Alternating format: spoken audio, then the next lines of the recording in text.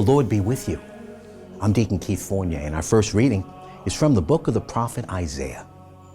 How beautiful on the mountains are the feet of the messenger announcing peace, of the messenger of good news, who proclaims salvation and says to Zion, your God is king.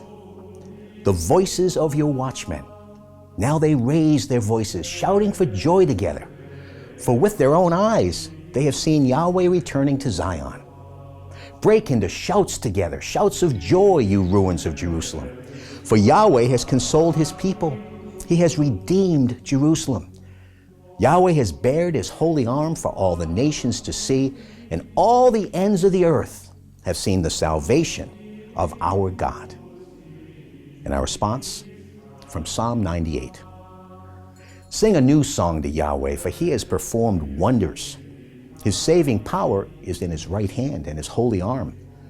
Yahweh has made known his saving power, revealed his saving justice for the nations to see, mindful of his faithful love and his constancy to the house of Israel. The whole wide world has seen the saving power of our God. Acclaim Yahweh, all the earth, burst into shouts of joy.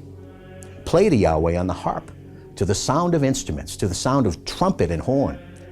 Acclaim the presence of the King. In our second reading, from the letter to the Hebrews. At many moments in the past, and by many means, God spoke to our ancestors through the prophets. But in our time, the final days, he has spoken to us in the person of his Son, whom he appointed heir of all things, and through whom he made the ages.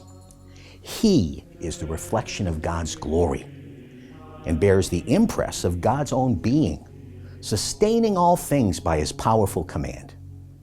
And now that he has purged sins away, he has taken his seat at the right hand of the divine majesty on high. So he is now as far above the angels as the title which he has inherited is higher than their own name. To which of the angels then has God ever said, you are my son, today I have fathered you, or I shall be a father to him, and he will be a son to me? Again, when he brings the firstborn into the world, he says, let all the angels of God pay him homage. And a reading from the Holy Gospel according to St. John. In the beginning was the Word. The Word was with God, and the Word was God. He was with God in the beginning. Through him, all things came into being. Not one thing came into being except through him. What has come into being in him was life, life that was the light of men. A man came sent by God. His name was John. He came as a witness, to bear witness to the light, so that everyone might believe through him. He was not the light. He was to bear witness to the light. The Word was the real light that gives light to everyone. He was coming into the world. He was in the world that had come into being through him, and the world did not recognize him. He came to his own, and his own people did not accept him.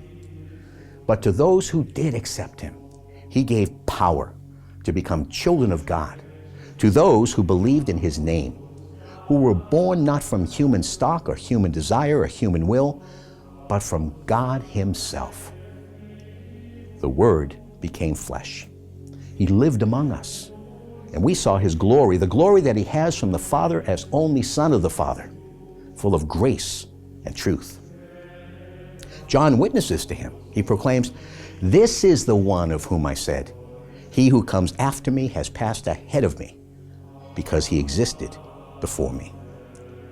Indeed, from his fullness we have all of us received one gift replacing another. For the law was given through Moses. Grace and truth have come through Jesus Christ. No one has ever seen God. It is the only Son who is close to the Father's heart, who has made him known. The Gospel of the Lord.